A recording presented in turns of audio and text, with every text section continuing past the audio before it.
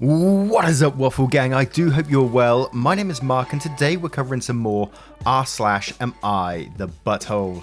If you'd like to skip the initial waffle, timestamps are in the description and along the timeline below.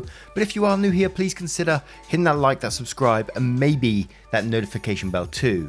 And if you're feeling extra spicy, you can support the channel either through YouTube membership with the join button down below, or head on over to Patreon where you can join there too. Now, yesterday over on YouTube, we had two new members. We had the Future Overlord and we had Flame Lily. Thank you so much for your support. You know how much it means to me, and for everyone for taking the times out of your day to be here. Absolutely amazing of you guys. So thank you so much. And with that being said, let's just crack on with today's stories. Much love, guys. Now, our first story comes from Alone This Christmas 7. Am I the arsehole for telling my late fiance's dad that I will call the police when he took the engagement ring? My fiancée passed away last March from an infection. She was dealing with organ failure and was becoming weaker. She was 25 and I'm 30. I proposed to her at the hospital because the longer I waited, the worse her condition got, and we were only engaged for a few days. She went into a coma and passed away. I was devastated and mad. I was mad at everyone and had so much anger and grief that I was too weak to deal with. I just couldn't deal with the fact that I had no choice but to start to live without her.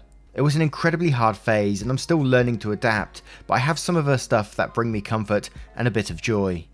This is my first Christmas without her, and I wanted to do what I did every year and buy her a nice gift, but I don't know where to take it, frankly. Lately, her dad has been contacting me wanting to come and take some of my fiance's stuff, even though he already took what he wanted. I told him to wait for me till I get home, but he must have had the spare key that my fiancée had. It's my apartment and he never returned it to me. In 2 hours, he called me and said that he already sorted through her stuff and took what he needed. I was pretty pissed at this point because there's stuff that is sentimental to me and I had no idea what he took. I got home and I found that among the stuff he took was my fiancé's engagement ring. The reason I knew he took it is that the ring was in my closet, not with her things. The way my clothes were scattered was an indicator he has no business going through my things and taking it. I called him several times, but only his wife, fiancé's stepmom, responded. He called me back at 11 PM and I asked if he took the ring I proposed to my late fiancée with. He avoided the question, then said he indeed took it. I lost it and I told him he had no right to even be in my bedroom and take something that belongs to me. He corrected me, saying the ring was on his daughter's finger before she passed away, therefore it was hers and he gets to keep it. I argued with him and told him I paid for the ring, and also, and more importantly, is that the ring belongs to me since it's a symbol of my relationship with my fiancée, and I just can't let go of it like that. He reminded me that I'm not her husband and that from now on he doesn't have to deal with me. I got so mad at him and I told him he has 2 days to bring it back or I'll call the cops.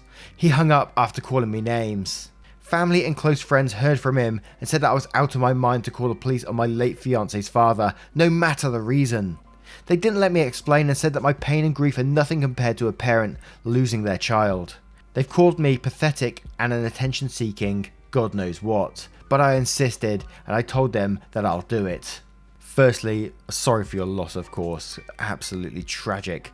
But yes, I can't blame you for this situation. It's absolutely understandable to be pissed off about someone going into your house, using your key to go in your house, root through your things to find stuff, and then taking the engagement ring, a symbol of your love to each other. And as we always say, people do deal with grief in a whole range of different ways. So, you know, him initially going into your house and trying to take a couple of her things, but I wouldn't excuse it as grief, but I would maybe say, you know, he is grieving, so there is that process going on. Not that it excuses the shitty behavior, you know, but then as soon as he took that engagement ring, you know, that's not really a symbol for anything for him. It was on her finger and that's it. It was just an object that was on her finger.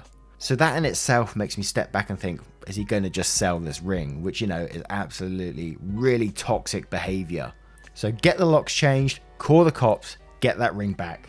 End of. And Cabbage9988 says, not the arsehole, and he still has your key.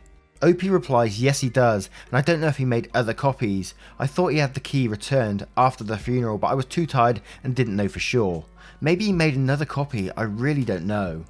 Shmput says, I'm so sorry for your loss. Not the arsehole, what he did was burglary. He entered your home without permission and removed property that didn't belong to him. It doesn't matter that she was his daughter, that doesn't give him any rights to her property. When an engagement ends in anything other than marriage, it's customary for the ring to be returned. There are a lot of people who feel that an engagement ring is a gift and shouldn't be returned, but it's a symbol of an exchange between a couple, and nobody outside that couple gets a say. Edit, also change your locks if you haven't already. And Feline Underling says not the arsehole, call the cops, he's broken into a private home where he has no permission to be. Key or no key, rifled through your things and stolen from you. Your friends and family suck. Sorry for your loss. And Rogue's Gambit says not the arsehole, sorry, sounds like he's probably going to sell it. I can't see why he'd take it otherwise. And Kerry May says not the arsehole, he did not have permission to enter your apartment and go through your things. You have proof of that because you explicitly told him in messages not to sort through things without you. What he did is straight up burglary. Also, I can totally understand how your engagement ring might be one of the most special and sentimental tokens you now have. Taking it was a massive arsehole move on his part. He has absolutely no claim to it whatsoever. You brought it and it was in your possession. This is theft, pure and simple. I want to give him the benefit of the doubt and believe he took it for sentimental reasons. However, the ring has no sentimental connection to him, so I'm genuinely worried that he has sinister motives, OP. I'll call the cops on him straight away because you don't want him to have a chance to sell it. Is there any CCTV in your building, or concierge or anything that can corroborate that he entered your building and apartment? I will worry he will deny doing this. I would make a note of everything he took, because the more the items are worth, the more the police are likely to do something. Don't listen to the relatives, OP. You called the guy, you tried to reason with him, it didn't work. Any blowback is now his own fault. Now, I turn this to you guys. What would you do in this situation? Say if, God forbid, your partner passed away or whatever, and they had an engagement ring, and you wanted it back, but then one of the parents took it. Grief or not, how would you deal with it? Let me know in the comments below. Now, our next story is from Yucky Cucky. Am I the arsehole for telling my mother-in-law to come pick up her son, my husband, because he's sick and acting like an arsehole? My mother-in-law is an ER nurse and a damn good woman to boot. She did a fine job raising my husband, especially being a single mum who struggled. The only problem is that whenever my husband gets sick, he immediately tries making everyone's life around him a complete hell. I'm convinced he does this on purpose due to how uncomfortable he is. Some examples of his behaviour, just so you know I'm not crazy, are him screaming at me all the time, getting pissed at absolutely everything and causing scenes about it, barking demands at me to cook, clean and cater to him, and become insanely passive aggressive with everything he says. In these sick moments, he finds a way to blame me for everything. After his illness has ran its course, he becomes insanely embarrassed and apologetic for how he has acted. Anyway, my husband has the flu. So he's been a dick for going on 3 days now. He sleeps all day and all night. In the rare moments that he puts his feet on the floor, he is right at my throat. Where's my food? Why didn't you bring the fucking trash out?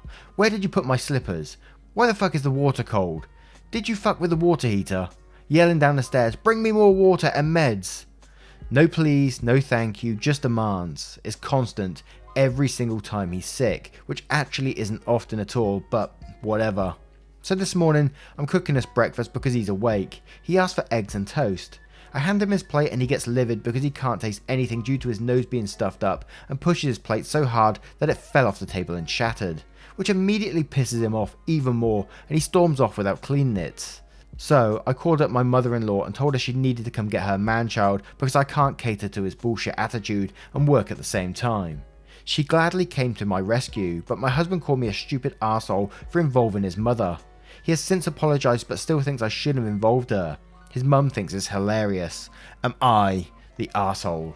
I'd be really interested to know what the mum did when she turned up. Did she actually just take the husband away, like pack his little bag?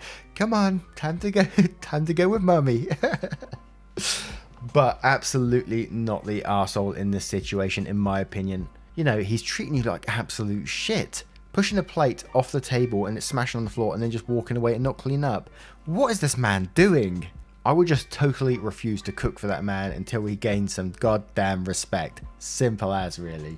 But let's go to the comments with 7 Hurricane saying, not the arsehole, you literally don't have to put up with a grown man throwing a temper tantrum. Dane Crane says, not the arsehole, maybe try videotaping him so he can see what a jerk he is. One catch says not the arsehole, but why the hell are you helping someone who is knowingly treating you like shit? And it is knowingly. You describe this as a repeating thing whenever he's sick. Leave him to his own devices next time. He can sort himself out for drinks and food and so on. I'd make some allowances if he were in extreme pain or the illness was psychological in nature, but come on, it's the flu. It's very unpleasant but not unbearable, and it doesn't fundamentally change who you are. Tomboy Futch says not the arsehole with red flags. Are you sure you want to be married to this man? And Kizzy says not the arsehole, but why do you or anyone do anything for him when he's ill? His behaviour is straight up abusive, and if he has the energy for that, he has the energy to tend to himself. When he gets home, I'll tell him, hey, just so you know, you're on your own next time you get sick. This is unacceptable. Now, I'm going to turn this one to you guys to see what you think. What would you do in this situation? Put yourself in OP's shoes. And you have this man here who's getting ill, man or woman I should say, who's getting ill, and they're throwing, abusive language at you, making demands at you to cook, clean and all this sort of stuff, but only when they're ill. Very strange behaviour, and how would you deal with it? Let me know in the comments below. And our next story is from Renounced PJs. Am I the arsehole for reaching out to my biological father after 21 years and proceeding to slowly ghost out now that he has shown his extensive interest in a relationship? I, 24 male now, reached out to my accused-to-be biological father a short time before my 21st birthday. I was raised by my mother and we did okay for how young she was when she had me. She ran away across the country from my biological father shortly after my birth. During my childhood, I started questioning who I was and why it was just myself and my mother. I was always only told that he was a bad man. I've heard very different stories from multiple people throughout my life about what really happened. Nothing really lines up with that, but not the point. Skip to being 21 and reaching out over Facebook. My biological father was instantly very interested in meeting, although he did want a paternity test performed. After going through that process, he flew up to where I was living across the country from him still, and we met at a bar and hung out for about 3 days. Here's the problem, I never wanted anything from him. I didn't need a dad, I don't want money, and honestly I don't want to be a part of a family he has made for himself. He's taken it upon himself to try and now take the role as my dad. I am now his profile picture on Facebook. He posts about my accomplishments in my career, posts constantly on my timeline, which I always delete out of respect for my mother. Tries to call me on a very regular basis, mostly I ignore those. His mother, my biological, sends me money and lengthy cards about how happy he is that I reached out and he's gotten his son back. Am I the arsehole for not wanting anything with him? Edits, I'm fully able to admit that I might not be in the right as I initiated the contact wrong. As someone brought up, and as I have worded it throughout my life, I viewed him as a sperm donor, and my interest in reaching out was to see what the other half of me had come from. This man did know I existed, even knew where my mum moved to, and my full name, date of birth, you name it. He had the ability to find me. Through 21 years, never tried though, hence my apprehension with accepting the whole "he's just so happy to be a dad" thing is wholehearted. He had 21 years to take up that opportunity, and chose not to do so. It's kind of a difficult one, this one, simply because we don't know the full story. The mother did say he was just a bad man, and that's all we got out of that, but various other stories didn't line up with that too. So we've got a mixed bag of different stories, which we don't really know the truth about. But you did reach out to this man. You said, look, let's meet up, and he wanted a paternity test just to confirm that, you was his son, which he did, and then he dove into that father role and wanted to be a part of you. And from what you experienced in this story, from my opinion, it doesn't sound like he's a bad man, but we don't know what happened in the past at the same time. But as I said, if I base it on this story, I would say you are slightly the arsehole, because you got his hopes up. You connected, you tried to make that connection, and he dove into it and tried to be the father that you haven't had all this time. But then you turned around and said, no, I don't want nothing to do with you anymore. Because, he didn't ghost you originally, your mum ran away. And I'm just kind of wondering, what was you trying to get out of it in the end? Sure, you just wanted to see the other half of you, as you said, but there must have been something more to that. Oh dear. The feelings and the emotions involved, though, must be very, very tough to deal with. I can't imagine what you're going through right now. But Howard Project says you're the arsehole. You acknowledge that your mother ran away to keep you away from your father because he was a bad man. But that the various stories you've heard about him didn't line up. You reached out to him, got a paternity test, and since then, he and his family have been nothing but supportive and welcoming, and you're upset about that. Sounds like you were hoping to find verification of your mother's story and discovered otherwise. You're not obligated to have a relationship with him, but your behaviour here is definitely unkind.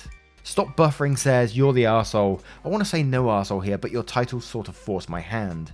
You reached out, so you probably assumed you wanted a father figure in your life. Once confirming he was actually your father, he dove headfirst into that role, maybe trying to make up for lost time. He clearly isn't ashamed of you and clearly been open with everyone about you, so that's a great thing in my opinion. I also don't think you're an arsehole for being freaked out about the sudden father figure in your life. It's not something you're used to and probably not at all the reaction you were expecting. How many times do we hear about these situations happening where everything is quickly accepted and the once absent parent dives right in? However, I do think you'd be an arsehole for ghosting him. You're the one who reached out. It would be better for you to both sit down with him or get him on the phone, talk about how you're feeling and about how this is a lot for you to process. And Vertical Perception says no one's an arsehole here for not wanting to maintain contact, but you are a bit of an arsehole for not making your intentions clear from the start. You inserted yourself into his life without considering his feelings or those of his family. You focused solely on what you wanted without regard for him, all of which could have been avoided if you had been clear from the start about what you did want from him and what your purpose for contacting him was. Also, huge arsehole for taking money from his mother. If you do not intend to maintain contact, taking money from her is inappropriate. And Tanichua says, you're the arsehole, you pretty much gave the guy hope to take it away again. From the sounds, he's not a bad dude, wants to know you and have something to do with you. Both things which you gave him the impression you wanted as well. That's a particularly cruel thing to do to a guy, especially if he's wanted contact all this time. Now I turn it to you guys. What do you guys think of this situation and what do you think Opie should do moving forward? Let us know in the comments below. And our next story is from Noala. Am I the arsehole for supporting my brother 20 male and cousin 20 female relationship and refusing to disown them? I 34 male am the result of an accidental teenage pregnancy. My mum 50 female and dad 51 female had me when they were in high school. My parents decided to wait until they were older and were in better financial state to have more children, so they had my brother Jack 20 male a long time after me. As a result of that, I was never close to my brother. I moved out to college when he was 4 and I pretty much grew up alone. My dad and mum were the oldest siblings in their family, so I grew up without any siblings or cousins. I had trouble making friends, so I pretty much grew up alone. My childhood was very lonely in that sense. My brother didn't know my aunt 47 female got pregnant around the same time my mum got pregnant with my brother. My cousin Amy 20 female was born 4 days after my brother. As a result of that, they were very close, practically joined at the hip. They did everything together, they went to the same school and were insanely close. I thought that they were going to grow apart as normally cousins do, but no, once they entered their teenage years they stayed the same way. My brother used to say that Amy was his best friend. They always hang out together, went out at least twice a week together and they never left each other's side. I started having my suspicions about them when I never saw my brother with anyone and neither Amy. Jack and Amy went to the same college in the city I live. I even offered to let Jack stay with me and my wife, but he thought it was better to share an apartment with Amy. It was more practical. It was blatantly obvious. This year, Thanksgiving, Jack and Amy went back home and they had Thanksgiving with Amy's parents, my parents and the rest of the family. Apparently my uncle, Amy's dad, catched them having sex and all hell went loose. They got into an enormous fight, the police were called, their parents cut all of their financial support. They were both studying full time and being supported by their parents. My uncle kicked them out of the apartment they lived, his own place, and tried to transfer Amy to a college on the other side of the country. Since this whole mess, my brother is staying with me. Amy's parents refused to let her out of their house. I went to try to talk to them with no success. I tried to talk with Amy. She was a mess, was barely eating and hadn't showered in 3 days. She wanted to come stay with me. My uncle was not okay with that. He got aggressive. I called the police and she went home with me. Since that night, they are both staying with me. My parents and her parents are going nuts. I received tons of texts and calls from people I don't even know. My uncle tried to show up my house several times and had to call the police twice. My parents refused to talk with me since I started supporting their sin. We were uninvited for Christmas this year. At first, I was very convinced that I was right. Now I'm starting to have doubts. Am I the arsehole here, Reddit? And with this one, we're going to go straight to Bulky Bear, who says you're the arsehole. They're full-blooded first cousins who were raised together, if I'm reading this correctly. This is straight up Jerry Springer stuff right here. Sir Ed Kellott says, There are two completely separate issues here. One is their relationship with each other. You can call it incest, you can call it illegal, you can call it inbred hicks breeding flipper babies, or you can call it consenting adults harming nobody. I'm not going to get into that other than to say, I hope they're using protection. Second is the fact that they're human beings. Are they doing a dumb thing? Sure. Does that mean they should be abused and beaten up? Absolutely not. So here's the important thing in my eyes. You can be decent to them as human beings without approving or condoning their relationship.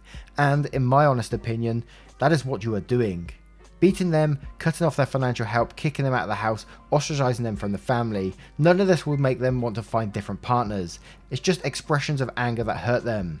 So to your uncle and anyone else who asks, I would send a giant email saying something like, yes, I took them in. Of course I don't approve of their relationship and they are sleeping in separate bedrooms. But right or wrong, sin or not, they are my family and they are your family. Everybody makes mistakes in life, often thinking the mistake is the right choice. Thus, as the saying goes, let he who is without sin cast the first stone. I'm not going to help them have a relationship, but I'm going to help them not to be homeless and not feel like nobody in the world loves them. If you have a moral objection to me being kind to my family, even when I dislike their actions, if you think being kind to an imperfect brother is a sin, if you think what they're doing is so awful that they should be beaten and abused for it and thrown out on the street, then by all means uninvite me from your gatherings and tell yourself that I'm a bad guy, but don't claim to do it in the name of Jesus, the one who broke the bread with sinners, or something like that. Oh yeah, not the arsehole. While I don't condone incest, as far as I'm concerned, you're a damn saint. It's not about who's fucking who, it's about who's good to each other as human beings. And that, in my honest opinion, is most important, especially for family in need. And Lonely Fact says not the arsehole sounds like everyone's losing it. You're providing them with a safe place to be. Would probably try to get them into therapy about everyone's reaction and why they started this between them. And Fabulous Orte says, so just to be clear, you want to know if you're the arsehole for supporting incest. Yeah, kinda. Now, I'm going to turn this one to you guys. What do you think should happen in this situation? What do you think about OP? Do you think they're the arsehole for taking these people in? Or do you think, like one of those posts says, you know, if they're just treating them as humans and just trying to protect them as family, does that still make them the arsehole? Let me know in the comments below. Now, once again, guys, thank you for being here today. Thank you for taking the time out of your day to be here. It's just amazing for people to take the time out of their days to do it. I find it crazy, but thank you so much for doing so. And if you would like to support the channel further, you can with YouTube membership by clicking that join button down below, or you can head on over to Patreon where you can join there too. It's all extremely helpful for me right now. As I said, next month we're going into part-time YouTubing. Scary stuff, man. But thank you so much for your support. It really does mean the world to me. And with that being said, I will see you in the next one. Take care, guys. Much love.